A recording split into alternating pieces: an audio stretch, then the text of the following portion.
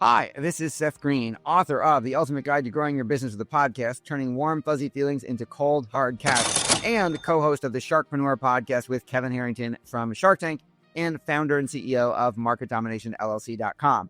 In my episode for the Business Growth Architect Show, I will share and discuss how to change your mindset to automatically improve your business results, how to get other people, 50 other micro influencers in your space to promote your business 50 weeks in a row, and how to protect yourself from all of the noise and avoid all of the shiny objects and learn how to focus on what actually will move the needle and trackably grow your business and allow you to help more people. Head on over to the show to catch the full episode.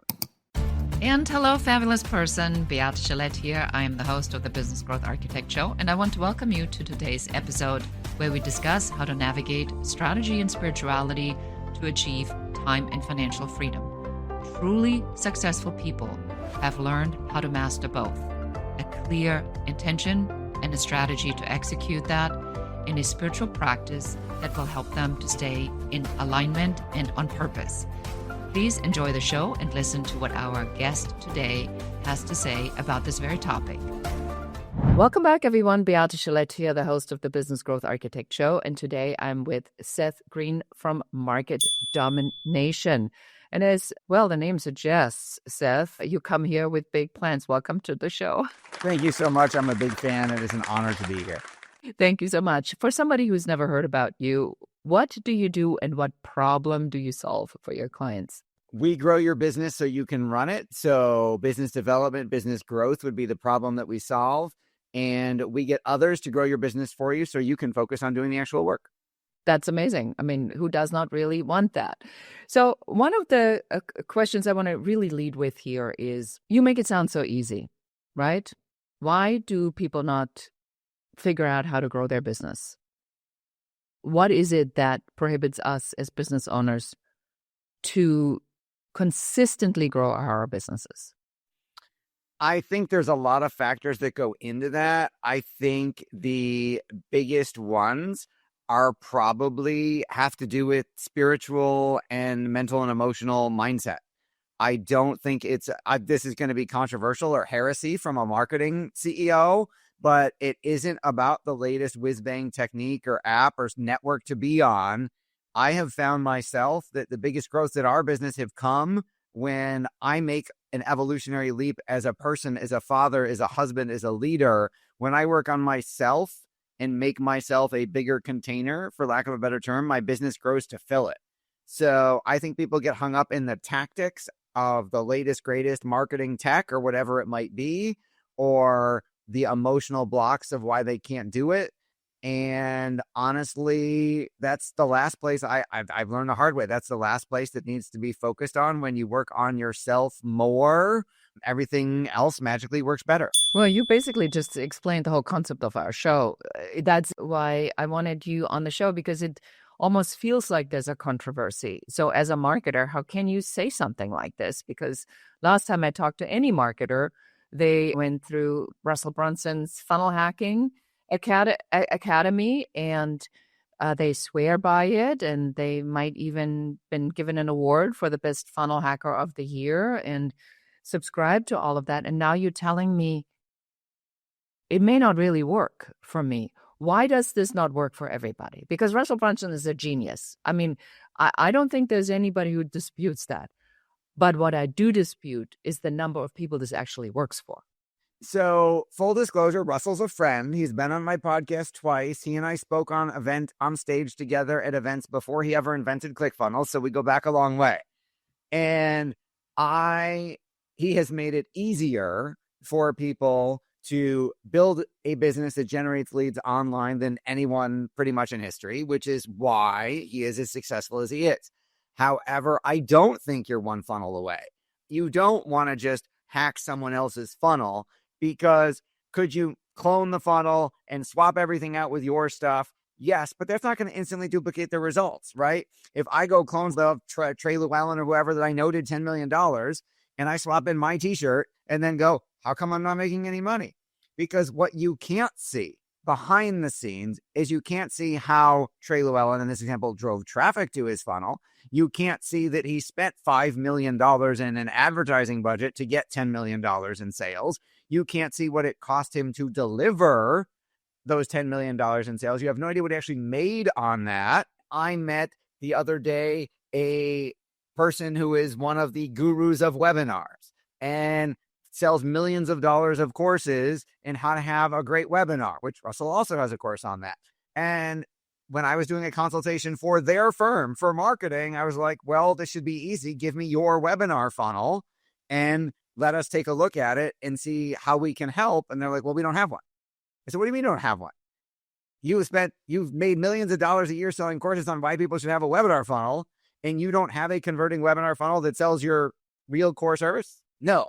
Like, isn't that there's some cognitive disconnect and some integrity disconnect there. So you can't just copy someone else and automatically get the same results. Now, is Tony Robbins right? Does success leave clues? Of course it does. If there is someone in your industry who has done what you wanted, should you, if you could, pick their brain, find out how they did it, and learn from it? Yes. Should you be inspired in spirit from it? Yes. Should you wholesale just copy the external funnel that you can see? And is it automatically going to make you $1 million? Of course not. Because even if you did everything else the same, his beliefs are different. His experience is different. His relationships are different. The spiritual energy you bring to, I'm just going to copy this thing and make a bunch of money, is very different from the real growth of a business. So I think while there are hundreds of people, thousands of people that have become millionaires using ClickFunnels, I think if you surveyed, I'm making up the number, I don't know what it actually is, but if it's 2,000 of them and you surveyed them and said, how many of you hacked somebody else and it worked exactly the same way as the person you hacked, I think maybe you get a couple people at the most. I think most of those people were inspired by something, but the energy they put into it wasn't just, I'm going to spend $5 a day. I've been spoken on multiple panels at traffic events and stuff like that. And I will be the guy who disagrees with everyone else on the stage. And I remember an event I did in San Diego, and there were 6 other guru experts on the stage, and they were all like, spend $5 a day testing your Facebook ads and do this and this and this. And I said, I'm sorry, I'm glad I'm last. I'm going to disagree with every single one of them. If you put $5 a day, Mark Zuckerberg doesn't care about you, right? The algorithm does not care. It isn't, you can't treat this like a poor hobby and expect it to pay you like a business. Would you think I'm going to go buy a McDonald's for $5 a day and it's going to pay me $1 million in Big Macs? No, of course you wouldn't. You'd say, wow, I got to put millions of dollars to get this franchise and all this money into it for it to work. Well, real business works the same way, whether it's online or not. And you can't treat it like a hobby and expect it to work like a business. You got to work it like a business and then magically it'll work. I love that. And I love your passion about that because I've been talking about this nonstop. I think that you need to have a business model first, and then you look at the tactics, and then you pick the different tactics. Let's talk about tactics. And I do also want to go back then to the spiritual aspect where you talked about the container, because that kind of language suggests a lot of personal development. So in terms of tactics, so let's say I'm scared right now. It's not working. Where do I start? Because I probably need to start with what I have and what I know and what worked before. Help our audience to figure out, how do I suppress my desire to buy another course? That's a great question. So, and I love the suppressed. Yes, because the next shiny object is not going to save you. No. So I will, again, going to be a little bit controversial. I will tell you the reason it's not working is because you're scared. So one of my top 10 business books, favorite business and personal development books of all time, is The $4 Sandwich by Dr. Corey Melnikoff, who happens to be my brother-in-law, but has gone from one chiropractic location to close to 30, all about helping people. And one of my favorite quotes from that book is, who you are being affects how well what you do works.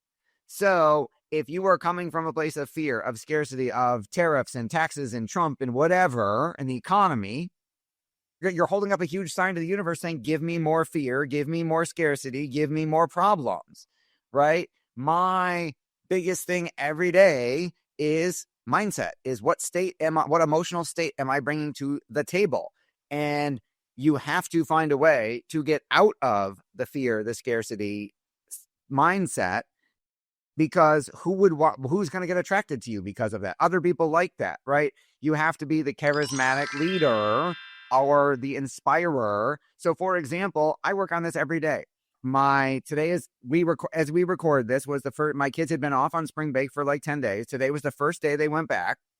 So I had a week to not get up at 6 a.m. And then my wife, thankfully, we've made a deal that like our oldest drives himself to school and she drives the two younger ones. If I get up at 6 unintentionally, my mental state is not what it should be. I'm just not that person. So this morning she got up, tried to be as quiet as possible, but I still got woken up at 6. I meditated for about an hour and a half, and then pure transparency, I listened to a couple different meditations each 30 minutes. I did them 3 in a row and still wasn't where I needed to be. Was still, for lack of a better term, slightly jittery. I'm like, I cannot go to work like this. I still have half an hour. I was like, you know what? Why am I still laying in bed meditating? And it's not working. Doesn't work every time. So I went and jumped in my cold plunge. And I live in Buffalo, New York. So my cold plunge doesn't need a chiller, right? It's already cold. A month ago, it was a frozen solid block of ice. Thankfully, it's thawed out enough that I can go in it. And in less than 2 minutes... Wim Hof would be proud of you. Yes, that's where I got it from. And I did my Wim Hof breathing in my cold plunge. And 2 minutes later, I was in a fantastic mood. And I said, damn it, I should have done this at 6 and just gotten 2 hours extra of work in. So I'm not perfect. I work on it every single day. But whether it's in my cold plunge isn't fancy. Like literally you can bought on Facebook Marketplace for $100, $200. It doesn't have a motor. It's just a thing you fill with water. And in Buffalo, if you leave it outside, it's cold most of the year. So whether it's meditating or if the cold plunge hadn't worked, I would have worked out for half an hour. Like you got to do something to get into a positive emotional state before you are attempting to do any business acquisition, business development, business service. We tell that to clients if they come to us and go, geez, I've been burned before. I hired 7 other marketing firms. I really don't think this is going to work, but I'm going to give it a shot. I will say, no, I don't want your money. Because if you believe that, no matter what we do, it won't work. If you come to us excited going, oh man, I can't wait to do this and help more people, then we'll take your money because we know it'll work. It's all about the mindset and the energy you're putting in. When was the first time you realized you needed to be so protective of your mindset? Was there an event? Wow, that's a really good question. I don't know if there was a blinding lightning flash of, oh my God, this is the day. There have been many. When my brother-in-law published his book helped. I've done Unleash the Power Within twice with Tony. I've done Date with Destiny once. I think Date with Destiny was probably my most recent event, like type of breakthrough, as opposed to just having it on my own. But now I'll try and brainstorm, and if I can come up with one, I'll shoot you an email, but I don't remember off the top of my head where I'll go back and look through years of journals and see if I wrote down today is the day. You know, I've found that typically when such a massive transformation happens or it finally clicks, you are at a point that's anything but this. And you're just tired feeling a particular type of way. And you're willing to do whatever it takes to figure out how to not feel like that. Yeah, Tony says that the day it becomes a must is the day you change. It doesn't take you 20 years to quit smoking. It's 1 minute decision of I am now a non-smoker, and you change your identity. Exactly. And I think that goes back into, I think, part of what we're talking about in a marketing conversation, no less, is that you can't lead people to something unless they're ready for it. And that's what fascinates me about our conversation today, because you are saying, and you're saying it very clearly, don't even think about picking up the phone unless you're in a state where something positive can come from this action.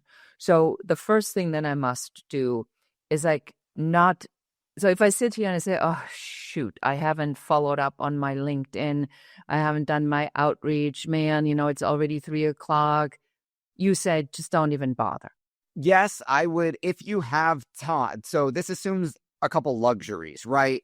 It assumes that you have the luxury to change your emotional state before you do those things, right? My wife jokes and tells me, and my staff tells me they know what mood I'm in when they read my emails. And I think I wrote the exact same email. So I had a breakthrough I think it was literally less than 60 days ago. And my admin office manager came in and said, what did you do? And I said, what do you mean? And she said, what have you been doing about yourself? Like I'm like, what are you talking? Why are you asking me this? And she said, I can tell there is something different about you because you all of a sudden have emojis in your emails, right? She's like, you did something.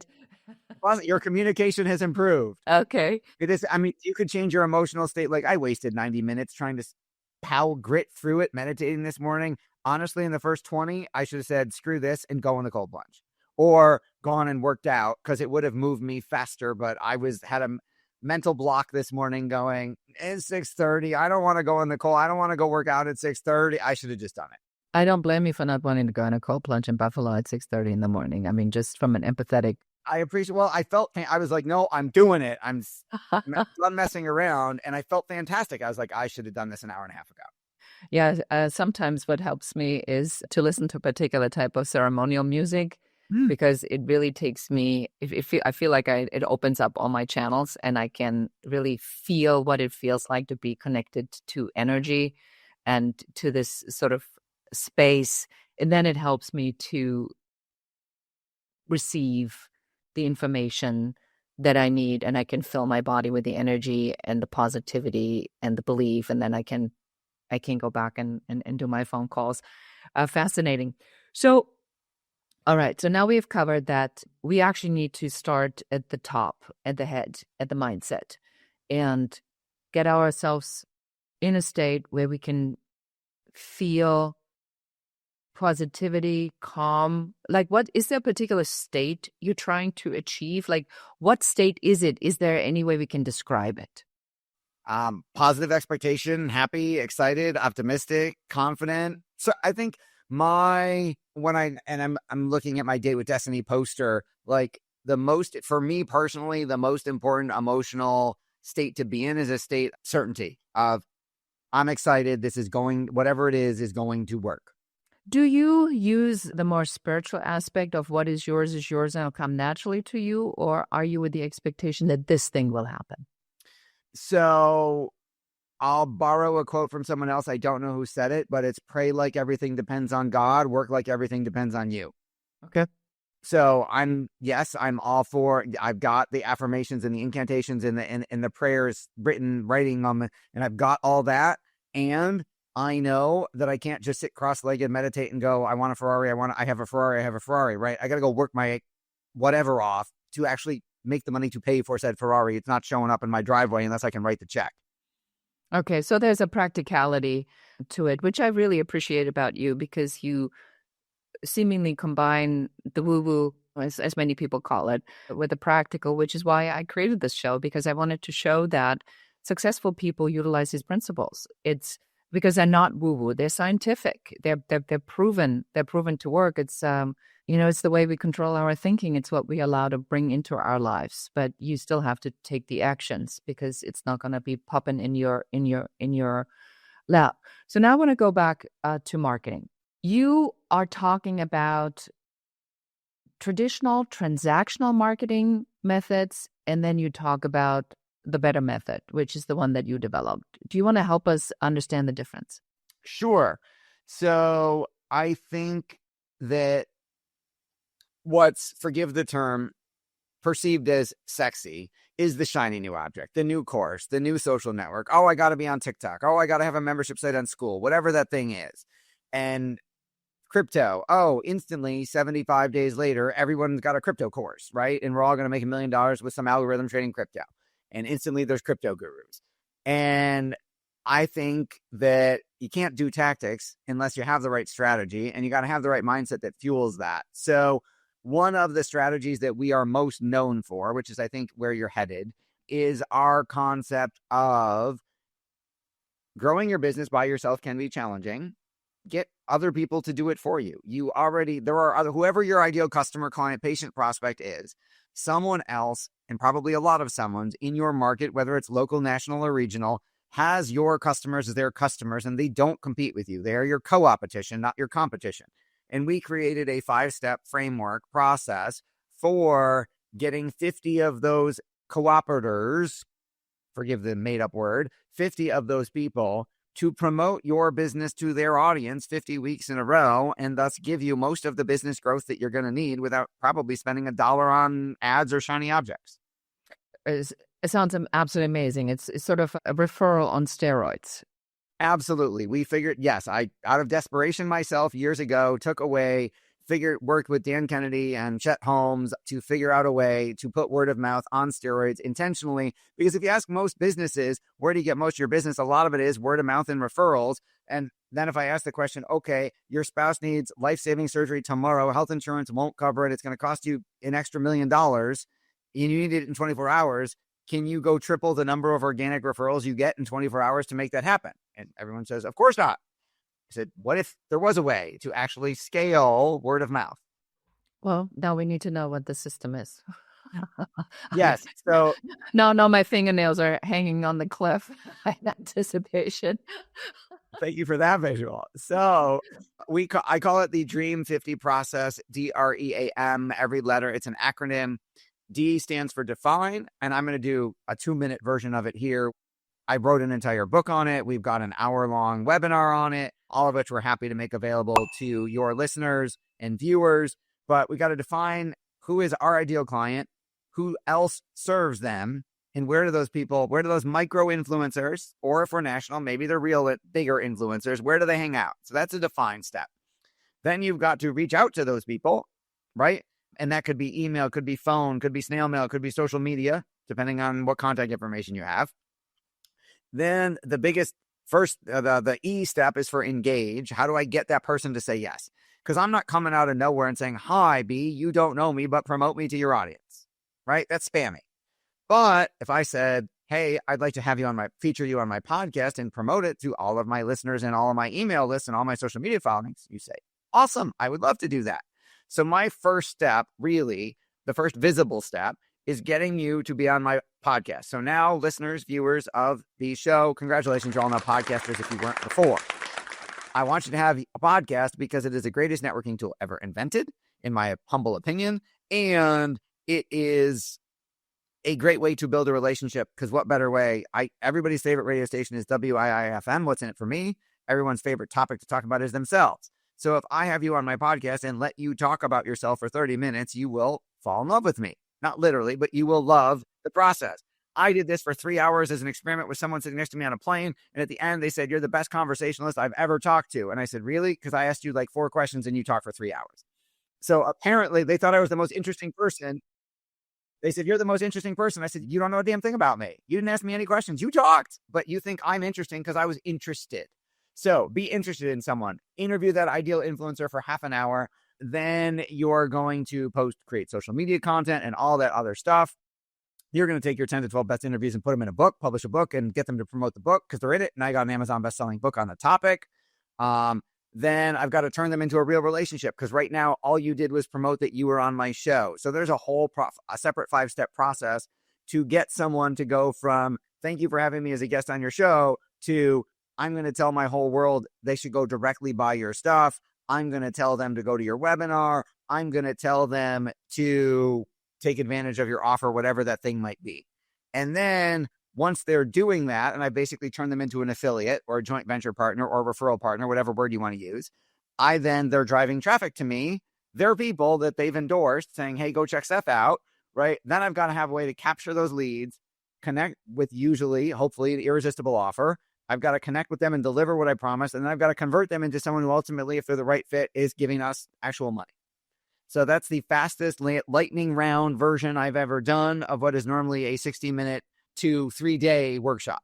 Well, but you can say it simply, which means it must work. I find that people that take a long time to explain something, Albert Einstein said, if you can say it simply, you don't understand it well enough. So that is actually a litmus test, I think, that we all as business owners have to pass. Can we say what we do in a short amount of time, or can we not? Because then you haven't flushed it out yet. So you also talk about different platforms. So I want to spend a little bit of time on this. What's the right platform for me? I have no idea. And you don't either. Because people just go with whatever's the new thing, right? TikTok is all the rage. So my daughter's got my wife onto TikTok. So then I had to build her a following on TikTok. And now she has, 14,000 followers on TikTok. So she got seduced by the shiny object of the new thing, right? So what platform is right for you isn't, it should be based on where your target market hangs out, right? If you are trying to reach 80-year-old widows with arthritis, TikTok and Snapchat aren't for you. They're not there yet in large numbers. Direct mail would work. Facebook would work because they're on, like my mother's on Facebook, not to connect with people from high school, but to watch the pictures of my kids, that her grandkids that my wife posts, right? That's why she's on, to see what her grandkids are doing every day.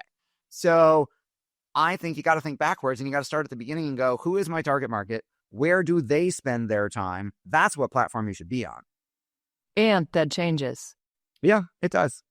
Constantly. Yeah. I will say that I find Twitter is absolutely useless because it's just a vile incest pool of just negativity. And I find that really, truly a waste of time and energy. And I find for that somebody else, Twitter's the perfect place. It's just not for you. exactly. But someone who wants the vile incest pool of negativity as their client, Twitter's their dream. Pillows, anyone, right? So I think it really depends. You're absolutely correct. What resonates with you? I'm actually finding, I don't know if you have any experience with Substack yet, but that's a medium I've become extremely interested in because it feels like the resistance or the thought leaders have gone over there and it's creating its own little culture of, I already can see some of the internet marketing techniques infiltrating. But for the most part, it feels that there is a lot of really good conversations to be had because it's not so overrun. So people still take time to comment and respond. So it's a really good platform to explore, certainly for me right now. LinkedIn, what are your thoughts on LinkedIn? Everybody talks about LinkedIn. Is LinkedIn a good platform?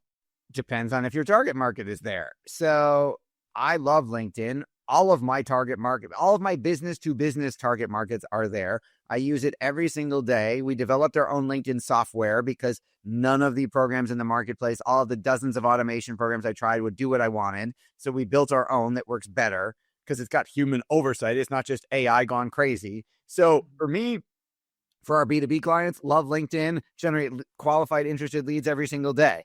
If you want stay-at-home moms, LinkedIn's probably not for you. Yeah, exactly. So I like this idea of the framework. The framework works when you are going to go to the place where your potential client is. Is there any recommendation you have on how many of these channels somebody should use? Because I know people who try to do all of them. Me too. And the problem is it's exhausting. And then they're using automation tools and they're repurposing content on different platforms, but they're not changing it to be native to that platform. So it doesn't work as well as they had hoped. So no, I don't think you need to be on all the platforms all the time, all at once. I think I would say pick the platform that the majority of your client base, of your desired client base, spends the most time on. Plant your flag on that platform and get really good at that platform. And when you have, so one platform, one target market, one platform, one offer.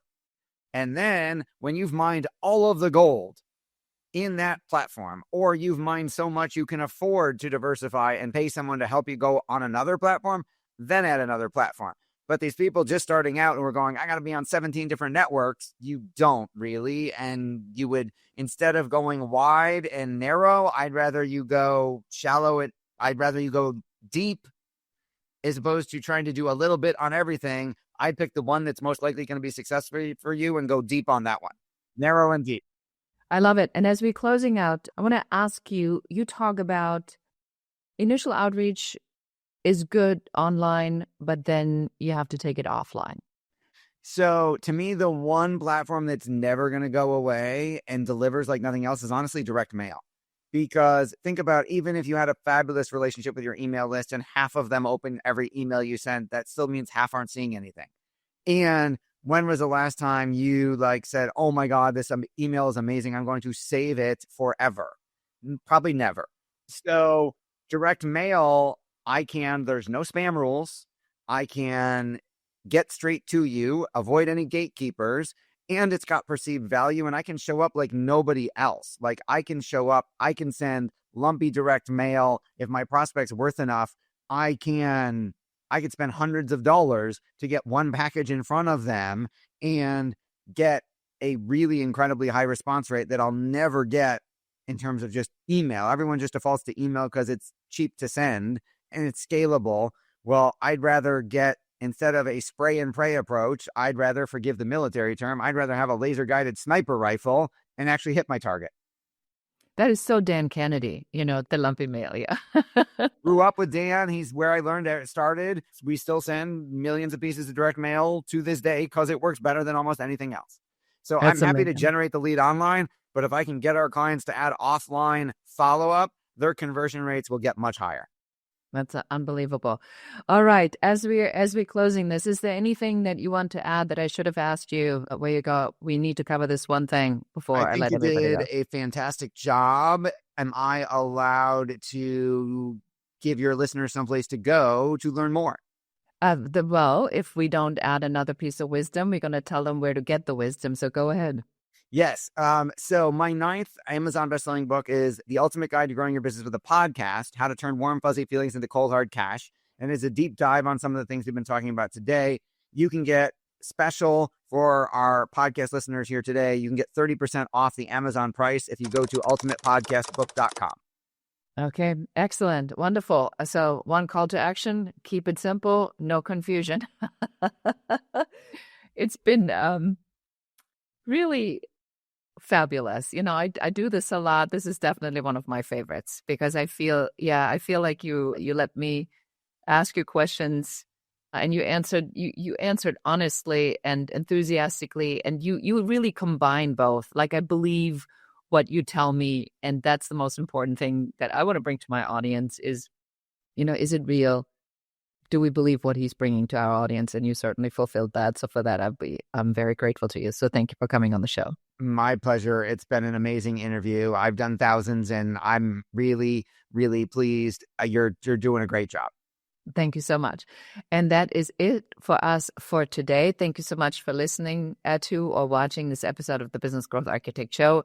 Now, if you know someone who's struggling with marketing because they cannot figure out the magic formula, please send them a copy of the link to this show so they can listen to it and maybe get some ideas on how they can be more successful in marketing. And with that, I say goodbye. So appreciate you being here. Thank you so much for listening to the entire episode. Please subscribe to the podcast, give us a 5-star review, a comment, and share this episode with one more person so that you can help us help more people. Thank you again. Until next time. Goodbye.